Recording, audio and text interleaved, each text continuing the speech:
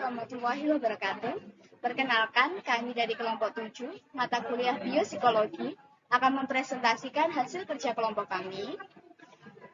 Nah, tetapi sebelum itu, saya akan memperkenalkan anggota kelompok kami yang terdiri dari 3 orang. Yang pertama, saya sendiri, Sulistiamita Husahro. Yang kedua, Tika Siswatul Kusari. Yang ketiga, Dimas Krisna Effendi. Dari kelompok 7 ini, kami akan membahas mengenai sistem gustatory. Sebelum itu, saya akan membacakan subbab pembahasan yang terdiri dari 4 subbab. Yang pertama, stimulus sistem gustatory. Yang kedua, anatomi sistem gustatory. Yang ketiga, mekanisme sistem gustatory. Yang keempat, kerusakan pada sistem gustatory. Di sini saya akan menjelaskan subbab materi. Yang pertama, stimulus sistem gustatory, dan yang kedua, anatomi sistem gustatory. Yang pertama, stimulus sistem gustatory. Organ yang paling penting dalam sistem gustatory adalah lidah. Lidah tersusun dari otak rangka yang melekat pada tulang rahang bawah, tulang hyoideus, dan proses susistiolodeus. Lidah terdiri dari papillae yang menyebabkan permukaan lidah bisa menjadi kasar. Bukan hanya berfungsi sebagai indera pengecap saja, lidah juga membantu pengunyahan makanan di dalam mulut dan berfungsi dalam proses berbicara. Ketika makanan masuk ke mulut, makanan akan bercampur dengan air liur sehingga makanan bisa menjadi lebih lunak dan mudah dirasakan oleh reseptor pengecap. Reseptor pengecap atau yang biasa disebut taste bud berada di sekitar papillae atau kuncup pengecap. Reseptor-reseptor tersebut umumnya membentuk klaster yang berada di atas lidah dan bagian-bagian rongga mulut.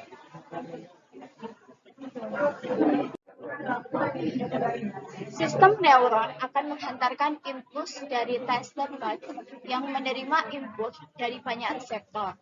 Reseptor utama yang dimiliki sistem gustatory adalah sebagai berikut. Yang pertama, manis atau sweet. Ini berada di lidah pada puncak atau depan lidah. Yang kedua, asin atau salty. Ini berada di lidah tepi lidah belakang. Yang ketiga, asam atau sour yang terletak pada tepi lidah depan. Yang keempat, pahit atau bitter yang terletak pada pangkal atau ujung lidah. Yang kelima, gurih atau umami yang merupakan gabungan dari keempat rasa, dari manis, asin, asam, pahit. Semuanya itu ada di gurih. Nah, kita akan membahas tentang lidah. Lidah kita juga dapat merasakan cita rasa lain selain kelima rasa primer tadi. Ada asam, manis, pahit, asin. Itu karena lidah kita memiliki reseptor-reseptor tersebut membentuk klaster di bagian tunas pengecap dan tersebar di area lain tubuh. Tunas pengecap berada di pinggir papila. Sebuah tunas perasa terdiri dari 50 sampai 100 sel perasa yang mewakili 5 sensasi rasa tersebut. Setiap sel perasa memiliki reseptor pada permukaan apikal.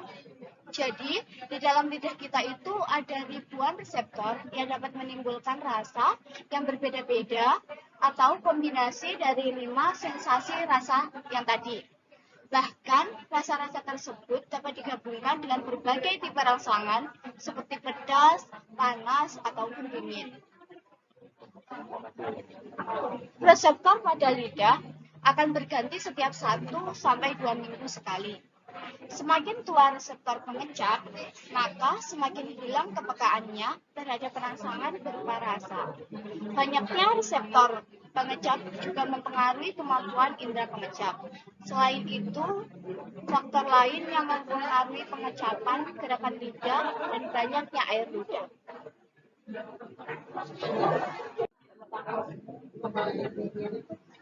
Ini mengenai anatomi sistem gustatory. Nah, kalian bisa lihat di sini ada lidah ini materi tentang tubuh lidah. Kalian bisa melihat bagian-bagian dari lidah kita.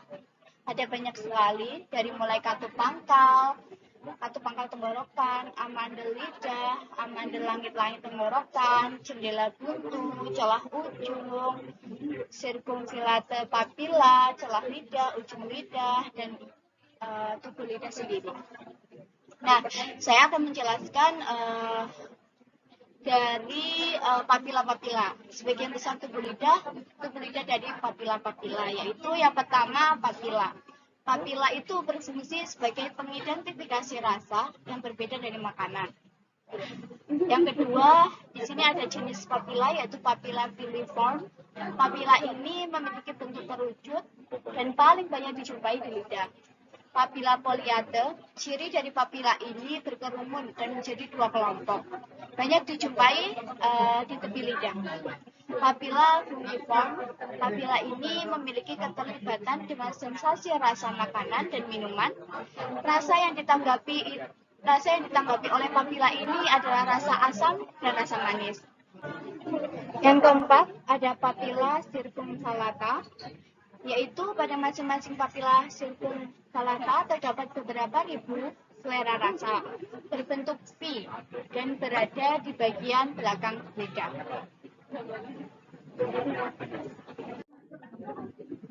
Selanjutnya yaitu amandel. Amandel memiliki fungsi utama, yaitu sebagai benteng pertama dalam pertahanan tubuh manusia, sehingga berhubungan langsung dengan sistem kekebalan tubuh manusia itu sendiri. Yang kedua ada anedoid, merupakan bagian dari lidah yang memiliki fungsi untuk memerangi infeksi.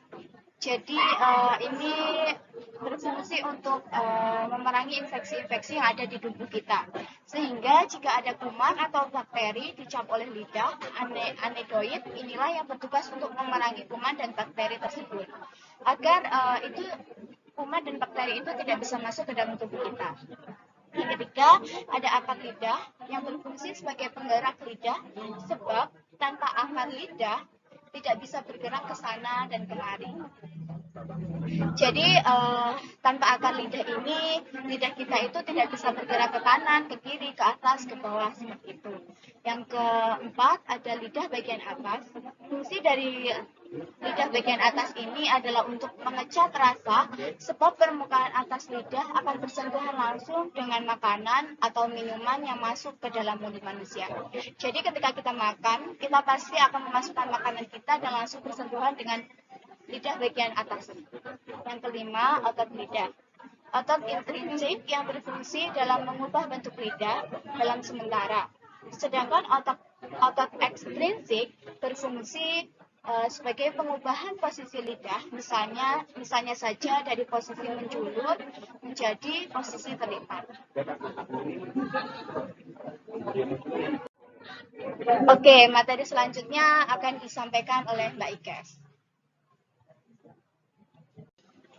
Baik, selanjutnya ada fungsi lidah. Yang pertama, untuk mengecap rasa. Fungsi lidah yang pertama adalah untuk mengecap rasa. Sensor atau syaraf pada lidah akan mendeteksi rasa makanan dan minuman yang masuk ke dalam mulut.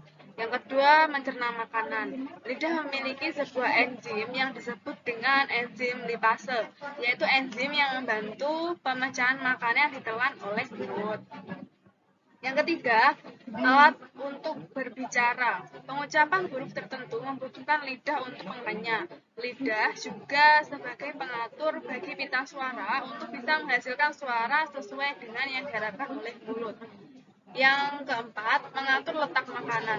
Lidah bisa mengubah posisi makanan yang dikunyahnya, misal memindahkan makanan dari posisi mulut kiri berubah menjadi ke mulut kanan. Yang kelima, membantu menelan saat kita mengunyah. Lidah akan mendorong makanan yang dikunyah masuk ke dalam mulut. Jika tidak memiliki lidah, makanan itu akan tetap berada di rongga mulut tanpa bisa masuk ke dalam tenggorokan. Selanjutnya, mekanisme sistem gustatori. Mekanisme sistem gustatori bermula dari sesuatu yang kita makan sebagai stimulus yang masuk ke dalam mulut lalu bercampur dengan air liur. Kemudian diterima oleh reseptor gustatori yang letaknya bergantung pada rasa yang diterima. Lalu dari reseptor-reseptor akan diteruskan oleh neuron-neuron ke bagian saraf kranial wajah yang membawa informasi rasa dari bagian depan lidah ke bagian saraf glossopharyngeal yang membawa informasi rasa dari bagian belakang lidah serta bagian saraf vagus yang membawa informasi dari bagian belakang rongga mulut. Serabut-serabut ini akan berkumpul pada solitary nucleus dari medula, kemudian bersinapsis dengan neuron lainnya dan akan berproyeksi ke nukleus posterior ventral thalamus.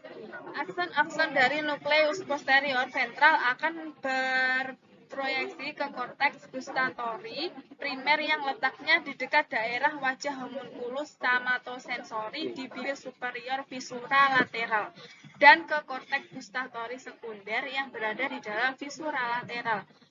Proyeksi pada sistem gustatori adalah searah. Kurang lebih seperti ini gambarannya. Selanjutnya adalah faktor yang mempengaruhi kemampuan mengecap seseorang. Pertama, faktor individual. Contohnya, seseorang yang sedang sakit, maka kepekaan mengecapnya jadi berkurang. Yang kedua, nilai ambang. Nilai ambang bergantung pada kebiasaan seseorang. Contohnya, seseorang yang sudah biasa makan makanan yang manis akan lebih tinggi nilai ambangnya daripada orang yang tidak terbiasa makan makanan manis. Yang ketiga ada konsentrasi. Contohnya, seseorang yang makan garam 1 mangkok garam, lama-kelamaan tidak makan asin lagi seperti pertama kali ia memakannya. Kerusakan pada sistem gustatori. Kerusakan sistem gustatori salah satunya adalah ageusia, yaitu ketidakmampuan dalam mengecap atau merasakan apa yang dimakan. Hanya saja kerusakan ini jarang ditemukan karena sinyal sensori dari mulut dibawa oleh 3 jalur yang berbeda, sehingga jika salah satu jalur ada yang rusak, maka jalur yang lain masih dapat dan masih berfungsi untuk merasakan rasa lainnya. Ageusia bisa terjadi karena faktor usia yang semakin tua atau bisa karena terjadi benturan keras di kepala yang akan menyebabkan otak gagal untuk menerjemahkan informasi yang diterima sehingga tidak bisa merespon dengan tepat. Ageusia porsial, yaitu kerusakan yang terjadi pada 2/3 anterior lidah yang juga ditemukan pada seseorang yang mengalami kerusakan telinga pada sisi tubuh yang sama dengan bagian lidah yang mengalami kerusakan. Hal ini disebabkan karena cabang saraf wajah membawa informasi gustatori dari 2/3 anterior lidah yang berjalan melalui telinga. Selain ageusia, penyebab sensor pengecap tidak berfungsi adalah karena makan makanan yang mengandung nikotin, kekurangan vitamin khususnya vitamin A dan B, tumor otak, dan terkena radiasi berlebihan. Presentasi selanjutnya akan disampaikan oleh Mas Dimas.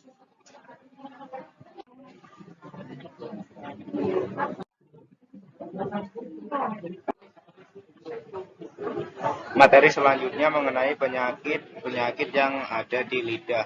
Di antaranya ialah sariawan, merupakan luka kecil yang biasanya muncul di lidah atau mulut. Penyebab sariawan sejauh ini belum diketahui secara pasti. Namun salah satu penyakit lidah yang umum ini sering terjadi ketika kekurangan vitamin atau daya tahan tubuh yang lemah. Mengkonsumsi buah-buahan asam, pemakaian kawat gigi, serta pemakaian gigi palsu. Cara mengatasinya, umumnya sariawan tidak memerlukan penanganan khusus. Rasa nyeri akan hilang dengan sendirinya dalam waktu seminggu atau 2 minggu. Bersihkan gigi dan lidah secara teratur, terutama setelah makan, dan hindari makanan pedas atau asam sampai sariawan sembuh. Glossitis adalah peradangan pada lidah, di mana lidah menjadi bengkak dan berubah warna. Glossitis menyebabkan benjolan kecil di permukaan. Kondisi ini dapat mempengaruhi cara makan dan bicara. Cara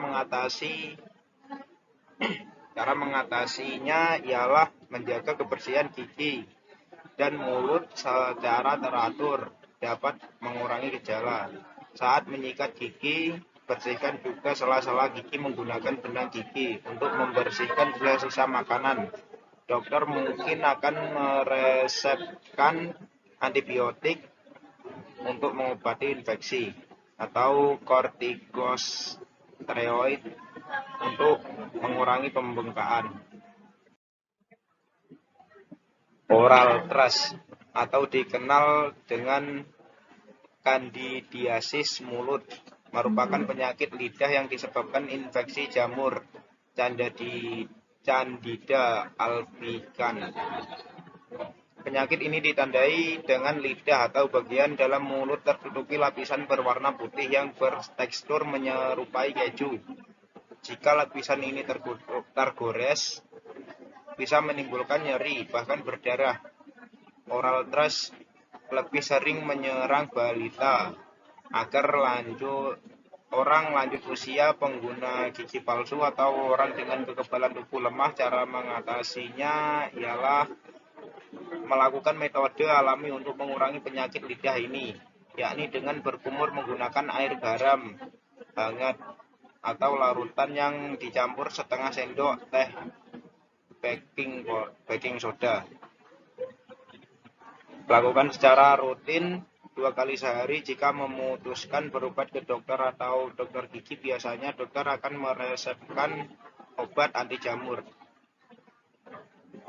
Lisen planus mulut diduga disebabkan oleh masalah pada sistem kekebalan tubuh.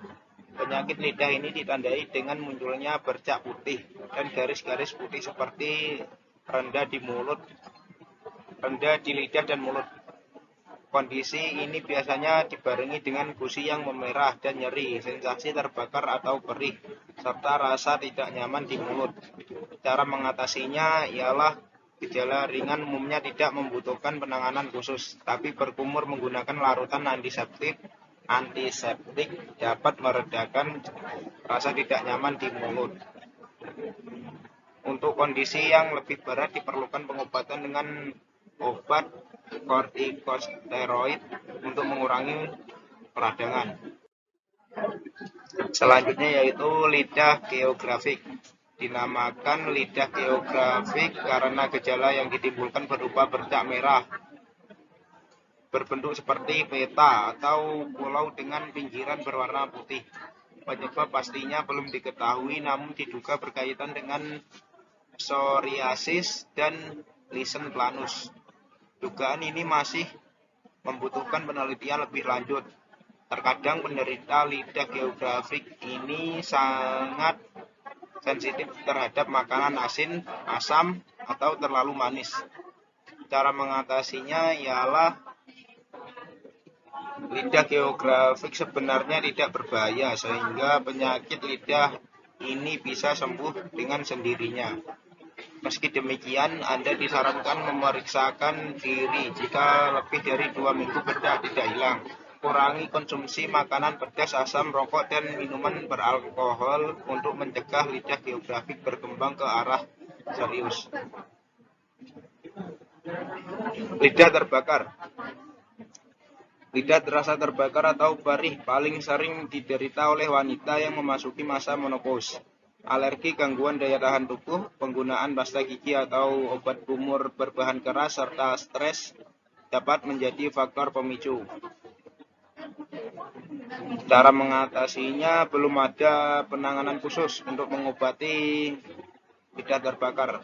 Tapi Anda bisa menghindari makanan dan minuman asam, makanan pedas, minuman beralkohol, dan rokok untuk meredakan rasa perih. Lidah pecah-pecah atau fissurat tongue ditandai dengan banyaknya celah di lidah sehingga lidah tampak retak. Kedalaman celah pada fissurat tongue bervariasi, namun yang terdalam bisa mencapai 6 mm. Kondisi ini sebenarnya tidak berbahaya sehingga penderita tidak merasakan sakit. Penyebabnya belum diketahui pasti. Meski ada dugaan diturunkan secara genetik, cara mengatasinya dalam banyak kondisi. Pisurat tonge tidak membutuhkan penanganan apapun. Untuk mencegah pisurat tonge menimbulkan infeksi, Anda disarankan untuk rutin membersihkan lidah karena sisa-sisa makanan yang tersalip dapat menjadi dalang infeksi. Kanker lidah disebabkan oleh pertumbuhan sel-sel yang tidak terkendali, infeksi HPV, alkohol, dan rokok bisa menjadi penyebab kanker lidah. Cara mengatasi: jika sariawan di mulut sudah bertahan lebih dari 2 minggu namun tidak kunjung sembuh, segera periksakan ke dokter. Dokter akan melakukan pemeriksaan untuk mengecek apakah sariawan tersebut berbahaya atau tidak. Jika hasilnya positif kanker dan ukurannya cukup besar, pengobatan dimulai dengan menyingkirkan kanker melalui operasi. Metode kemoterapi, radioterapi, atau terapi radiasi akan digunakan tergantung pada jenis, letak, dan tingkat keparahan kanker. Selanjutnya adalah leukoplakia, merupakan kondisi di mana terdapat bercak putih di lidah. Pada leukoplakia, bercak putih tidak hilang meski sudah dibersihkan menggunakan sikat gigi. Penyebab leukoplakia berkaitan dengan kebiasaan merokok dan minum minuman beralkohol. Meski umumnya tidak berbahaya dan tidak menimbulkan rasa sakit, leukoplakia bisa jadi merupakan tanda awal dari kanker mulut. Versi lain dari leukoplakia adalah leukoplakia berbulu. Penyakit ini disebabkan virus Epstein-Barr dan lebih sering menyerang orang dengan sistem imun rendah seperti pada penderita HIV. Cara mengatasi: periksakan diri ke dokter atau dokter gigi jika ukuran bercak putih membesar. Pengobatan akan difokuskan untuk menghilangkan bercak putih tersebut. Metode laser atau operasi mungkin dilakukan jika leukoplakia bersifat ganas. Segera hentikan kebiasaan merokok dan minum minuman beralkohol untuk mengurangi resiko pembesaran bercak.